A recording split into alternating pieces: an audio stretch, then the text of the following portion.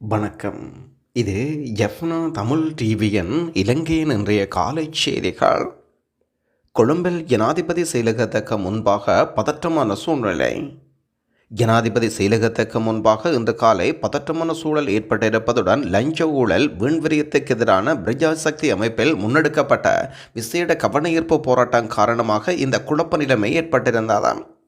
லஞ்சம், ஊழல், வீண்விரயம் ஆகியவற்றுக்கு நாடாளுமன்ற உறுப்பினர்களுக்கான வாகன அனுமதி பத்திரத்தை மீள வழங்குவதற்கு எடுத்த தீர்மானத்துக்கு எதிர்ப்பு தெரிவித்து காலை ஜனாதிபதி செயலகத்துக்கு முன்பாக இந்த ஆர்ப்பாட்டம் இடம்பெற்றிருந்ததாம். அவர்கள் ஆர்ப்பாட்டத்துக்கு தயாரான நிலையில் போலீசார் பேனரை அகற்றியதனால் போலீசாருக்கும் ஆர்ப்பாட்டக்காரர்களுக்கும் இடையில் கடும் வாக்குவாதம் ஏற்பட்டதாம். பின்னர் ஜனாதிபதியின் மேலதிக செயலாளர் முனுசிங்கவிடம் மகஜர் ஒன்றையும் கையளித்துள்ளனர். கோத்தபா ராஜபக்ச ஆட்சியிலிருந்து வெளியேற்ற தீவிரமாக செயற்பட்ட மஹிந்த குடும்பம். முன்னாள் ஜனாதிபதி மஹிந்த ராஜபக்சவை ஜனாதிபதி பதவியிலிருந்து வெளியேற்றுவதற்காக முன்னாள் அமைச்சர்களான பசல் ராஜபக்ச, நாமல் ராஜபக்ச ஆகியோர் தீவிரமாக செயற்பட்டதாக தொழிலதிபர் ஜீவீர குற்றம் சுமத்தியிருக்கிறார். அவர்கள் இருவரும் நாட்டில் எரிபொருள், எரிவாயு வரிசைகளை உருவாக்கியதாகவும் இடம்பெற்ற அரசியல் நிகழ்ச்சியொன்றில் கலந்து கொண்ட கருத்து வெளியிடும் போது இந்த கருத்துக்களை அவர் வெளிப்படுத்தியிருக்கிறார். முன்னாள் ஜனாதிபதி கோத்தபா ராஜபக்சவை பதவி நீக்கம் செய்வதற்கான சதித்திட்டத்தை பசல் ராஜபக்சவும் நாமல் ராஜபக்சவும் முன்னெடுத்திருந்தனர். அப்போதைய அரசாங்கத்தில் பசல் ராஜபக்ச, நாமல் ராஜபக்ச ஆகியோரின் கீழ் பல பொறுப்பு வாய்ந்த அமைச்சுக்கள் இருந்தது. நாட்டில் உள்ள வரிசைகளுக்கும் அந்த அமைச்சு பொறுப்பே காரணம் என்றும் குற்றம் சுமத்தியிருக்கின்றார் ஜீவீர. நய வஞ்சகத்தன்மையுடன் இரட்டை வேடம் போடும் இலங்கை அரசு சுமந்திரன் ஆதங்கம். பாலஸ்தீனத்துக்காக குரல் கொடுக்கும் இலங்கை அரசாங்கம் ஈழத்தமிழர்களுக்கு நய வஞ்சகத்தன்மையுடன் இரட்டை வேடத்துடன் செயல்படுவது வேதனை என்று ஜனாதிபதி சட்டத்தரணி சுமந்திரன் ஆதங்கம் வெளியிட்டுள்ளார். பாலஸ்தீனத்தின் இன்றைய நிலைமை மிகவும் பாரதூரத்துடன் கவலைக்குரியது என்றும் இந்த நிலைமைகள் வெறும் அலட்சியப்படுத்தக்கூடாது என்றும் நாடாளுமன்றத்தில் இரு தலைப்பட்சமாக நடந்து கொள்வதில் இருக்கின்றார்கள். அவர்களின் செயற்பாடுகள் நகவஞ்சகத்தன்மை, மனித உரிமைகள், சர்வதேச உரிமைகள் சட்டங்கள், இனப்படுகொலை உட்பட சர்வதேச குற்றங்கள் தொடர்பில் அவர் பேசுகின்றனர். ஒரு நாட்டுக்கு இடம்பெற்ற பயங்கரவாத நடவடிக்கைகள் தொடர்பில் குறிப்பிட்ட பாலஸ்தீன நிலைமை குறித்து பேசுகின்றனர். பாலஸ்தீனத்தில் அதிகளவான மக்கள் கொல்லப்படுகின்றனர். இவர்களில் அரைவாசிக்கும் மேற்பட்டவர்கள் சிறுவர்கள், பெண்கள் உள்ளடக்கம். இந்த யுத்தத்தை பொறுத்தவரையில் ஹமாஸ், இஸ்ரேல் இடையில் நடக்கும் மோதலாகும். இலங்கையிலும் இதுபோன்ற நிலைமைகள் ஏற்பட்டது. அதனை உள்விவகாரம், சர்வதேச குற்றச்செயல் அல்ல என்று கூறியவர்கள் பாலஸ்தீன சம்பவத்தை உள்விவகாரம் என்று கூறுவதில்லை. மே மாதத்தில் முள்ளிவாய்க்காலில் பெருவளமான மக்கள் கொல்லப்பட்டனர். அந்த மக்களின் நினைவு கூறும் வாரமாக இந்த வாரம் இருக்கின்றது. போர் வலயத்துக்குள் 4 லட்சம் மக்கள் உயிரிழந்திருக்கிறார்கள். அவர்கள் உண்ண உணவொன்றே உப்பில்லா கஞ்சியும் இருந்திருக்கிறார்கள். இந்த நினைவு கூறும் வகையில் அங்கு கஞ்சி பரிமாறப்படுவது வழக்கமாகும். இலங்கை யுத்தத்தில் ஏற்பட்ட மக்கள் இழப்புகளை நினைவு கூறும் நாளாக இதனை பார்க்கின்றோம். எமது மக்கள் இறுதிக்கட்ட போர்க்காலத்தில் கஞ்சியை கூட பெற்றுக்கொள்ள முடியாமல் போராடினார்கள். இந்த நினைவு கூரை இடமளிக்காமை தமிழர்களின் அவல நிலைமைகளை எடுத்து காட்டுகின்றனர். இந்த விடயத்தில் சம்பூரில் பெண்ணொருவர் கை செய்யப்பட்ட முறையை பார்த்தோம். பெண்ணொருவர் 2 ஆண் போலீசாரால் இழுத்துச் செல்லப்படுகின்றார்கள். கஞ்சியை பரிமாறியமைக்காக அவரை இழுத்துச் செல்கின்றனர். கஞ்சி விவகாரத்தில் போலீசார் நீதிமன்றத்தினூடாக தடை உத்தரவுகளை பெற்றுக் கொள்கின்றனர். இந்த நேரத்தில் பாலஸ்தீனத்தில் இறக்கும் மக்கள் தொடர்பில் பேசிக்கொண்டிருக்கின்றோம். ஆனால் இங்கு இறந்தவர்கள் தொடர்பில் நிலைப்பாடு என்ன என்று கேட்கின்றோம் இலங்கை அரசாங்கத்தை. இந்த இரட்டை நிலைப்பாடு இல்லையா? பாலஸ்தீனத்தின் மீது அக்கறை கொண்டிருக்கின்றீர்கள். அந்த அக்கறை எங்கள் மக்கள் மீது இல்லையா என்று கேட்கின்றேன். பாலஸ்தீன விடயத்தில் சர்வதேச குற்றவியல் நீதிமன்றம் தொடர்பிலும் சர்வதேச தலையீடு அவசியம் என்று கூறும் நீங்கள் ஏன் எமது மக்கள் கட்டவிழ்த்து விடப்பட்ட நடவடிக்கைகள் தொடர்பில் கூறும்போது உள்ளக விவகாரம் என்று கூறி முடிக்கின்றீர்கள்? இது இரட்டை பீடத்தை காட்டுகின்றது. யுத்தம் என்பது சுத்தமாக இருக்க முடியாது. யுத்தம் என்பது சுத்தமானதாக இருக்க முடியாது. ஒரு சுதந்திரமான விசாரணை அவசியம். ஆனால் இங்கே உள்ளக விசாரணை தொடர்பில் கூறிக்கொண்டு ஒரு தரப்பு விசாரணையை முன்னெடுக்கின்றனர். இஸ்ரேல் தாக்குதலை நாங்கள் கடுமையாக வன்மையாக கண்டிக்கின்றோம். ஆனால் அதே மனசாட்சியுடன் 15 வருடங்களுக்கு முன்னர் நடந்தவை தொடர்பில் விசேட கவனம் செலுத்த வேண்டாம். இந்த நிலையில் உள்ளக பொறிமுறை ஒன்று கூறிக்கொண்டு ஏன் இவ்வாறு நய வஞ்சிகமாக செயற்படுகின்றேன் என்று அரசை சுட்டிக்காட்ட விரும்புகின்றேன் என்று குறிப்பிட்டிருக்கின்றார் சுமந்திரன். திருகோணமலை நினைவேந்தலில் போலீசார் அடாவடித்தனம் எழுந்துள்ள விடயங்கள் கண்டனத்துக்குரியது. திருகோணமலை சேனையூர் பகுதியில் முள்ளிவாய்க்கால் நினைவேந்தலில் பங்கு பற்றியவர்களை அநாகரிக முறையில் கைசமை இலங்கை போலீசாரின் அத்துமுறையை கண்டிப்பதாக கிழக்கு பல்கலைக்கழக கலைசாரா பீடமொன்றியம் விடுத்துள்ள அறிக்கையில் சொல்லப்படுகின்றது. முள்ளிவாய்க்கால் படுகொலை செய்யப்பட்ட பொதுமக்களின் நினைவுகூறும் முகமாக திருகோணமலை சம்பூர் சேனையூர் ஆலயத்தில் முள்ளிவாய்க்கால் கஞ்சி பரிமாற நிகழ்வுகள் பொதுமக்களால் முன்னெடுக்கப்பட்டது. குறித்த நினைவேந்தலில் பங்கெடுத்த பலர் கை செய்யப்பட்டதை பல்கலைக்கழக மாணவர்கள் வன்மையாக கண்டிக்கின்றனர். தமிழீழ விடுதலை புலிகள் அமைப்பின் மூத்த தளபதிகளின் மகள் சட்டத்திறனியாக படிப்பை முடித்துள்ளார். தமிழீழ விடுதலை புலிகள் அமைப்பின் மூத்த தளபதிகளில் ஒருவரான எழிலனின் மகள் இலங்கை சட்டத்திறனியாக படிப்பை முடித்துள்ளார்.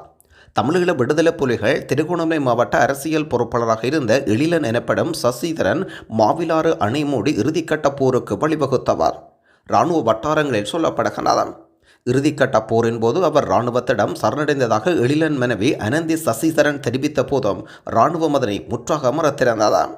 எனினும் எழிலன் தொடர்பில் அதன் பின்னர் எந்த தகவலும் வெளியாகவில்லை.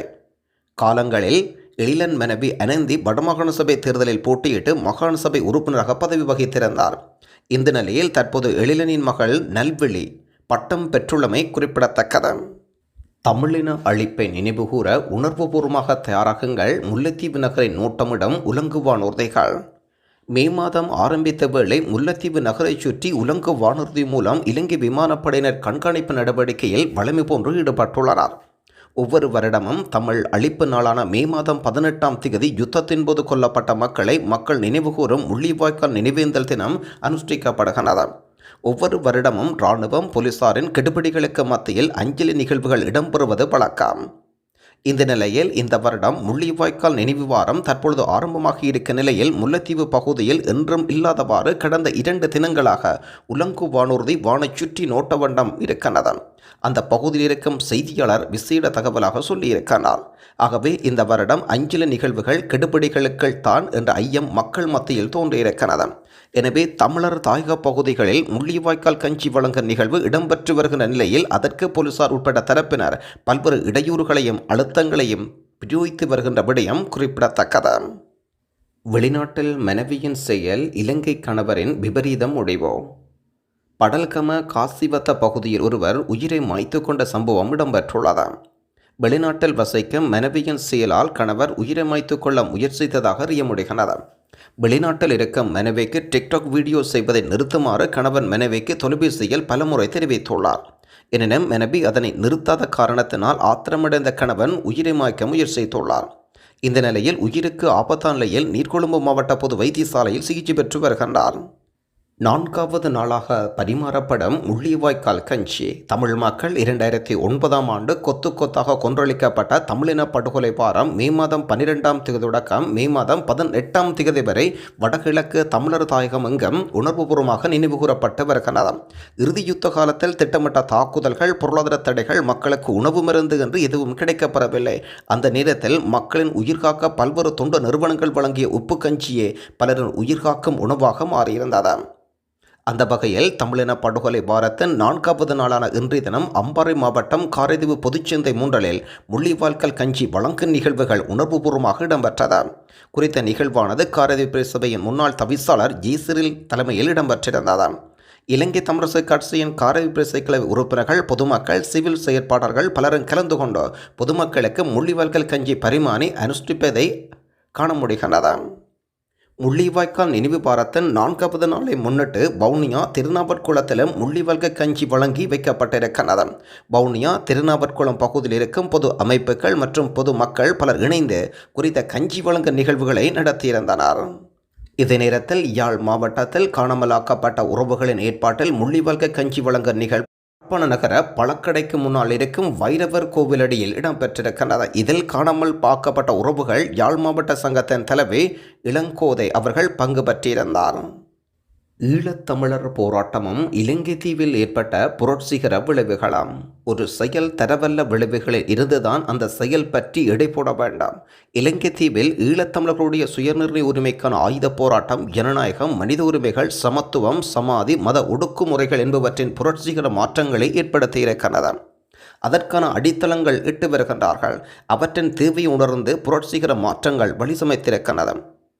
எதிர்வரும் ஜனாதிபதி தேர்தலில் பொது வேட்பாளரை நிறுத்தி தமிழ் மக்கள் தம்மை ஒரு சக்தியாக திரட்சி பெற செய்வது இலங்கை தீவின் அனைத்து மக்களினதும் விமோசனத்துக்கு வழிசமைக்கும்.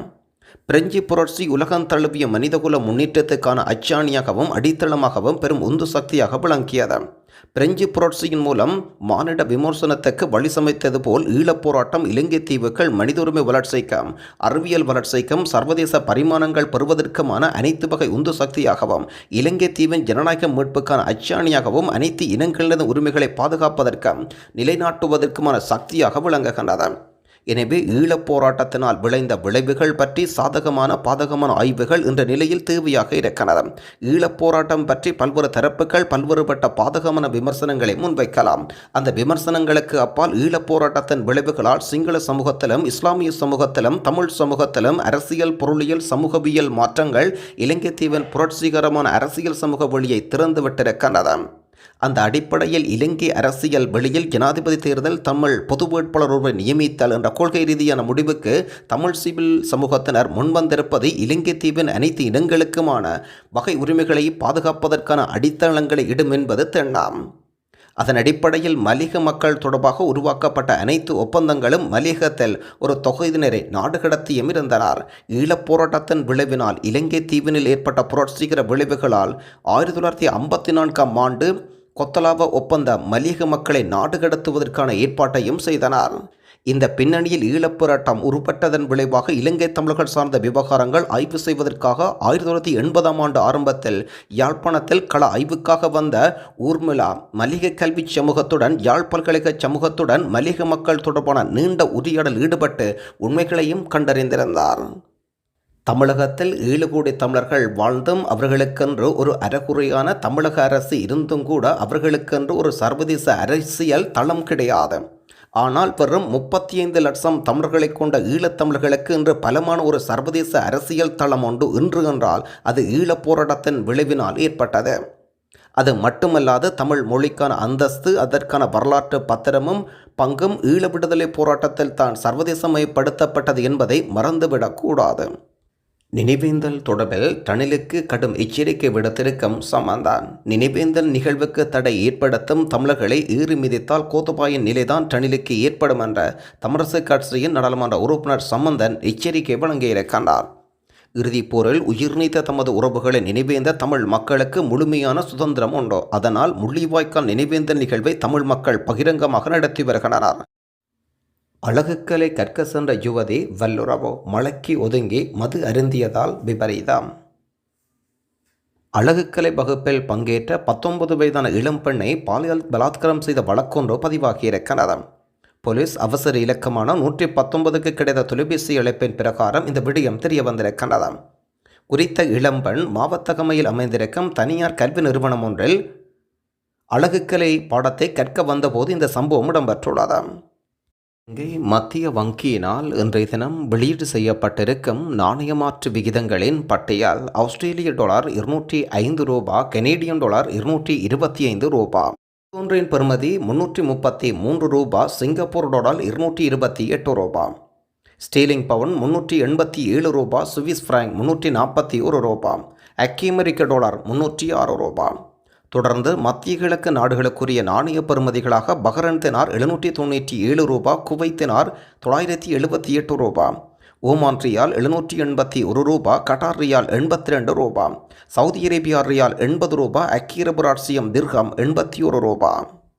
காதலியை பார்க்க சென்ற இளைஞன் கொன்று புதைக்கப்பட்ட இடத்தில் மற்றொரு சடலத்தின் பாகங்களும் கண்டுபிடிப்போம். தன் காதலியை பார்க்க சென்ற நிலையில் சடலமாக மீட்கப்பட்ட குளியாப்பட்டி இளைஞன் சுசித் சடலத்தின் அருகில் மற்றொரு சடலத்தின் பாகங்கள் கண்டெடுக்கப்பட்டிருப்பதாக குளியாப்பட்டி போலீசார் அறிவிக்கின்றனர். கலவத்த குற்றப்புலனாய்வு பிரிவினர் சடலத்துடன் எலும்புகளை கண்டெடுத்திருப்பதுடன் குறித்த எலும்புகள் குறித்து இதுவரை தகவல்கள் எதுவும் வெளியாகவில்லை. இந்த மனித எலும்புகள் 7 மாதங்களுக்கு முன்பு புதைக்கப்பட்டவை என்றும் அண்மையில் கண்டுபிடிக்கப்பட்ட சுஜித் சடலத்தின் அருகில் இந்த எலும்புகள் கண்டுபிடிக்கப்பட்டன.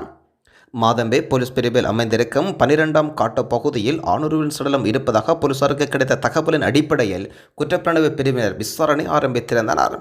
சுஜித்தின் சடலம் கண்டெடுக்கப்பட்ட இடத்திற்கு சற்று தொலைவில் மரத்தின் அடியின் எலும்புகள் கூடிய சடலம் கண்டெடுக்கப்பட்டன.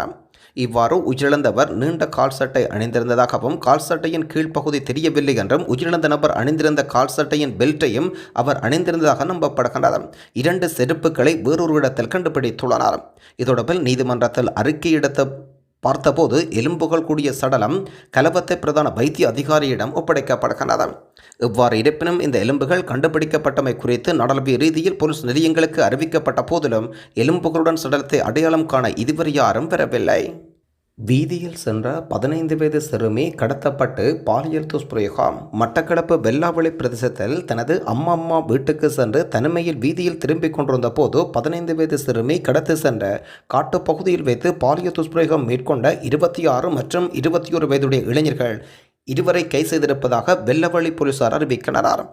குறித்த பிரதேசத்தினைச் சேர்ந்த 15 வயது சிறுமி கடந்த 7ஆம் தேதி தனது வீட்டிலிருந்து அம்மம்மா வீட்டுக்கு சென்று அங்கிருந்து தனிமையில் திரும்பிக் கொண்டிருந்த போது காட்டுப்பகுதி அண்டிய பகுதியில் வைத்து சிறுமி 2 இளைஞர்கள் கடத்தி சென்று பாலியல் துஷ்பிரயோகம் மேற்கொண்டனர். இதில் கைது செய்யப்பட்டவர்கள் நீதிமன்றத்தில் ஆஜர்படுத்த போலீசார் நடவடிக்கை மேற்கொண்டு வருகின்றனர். நன்றி.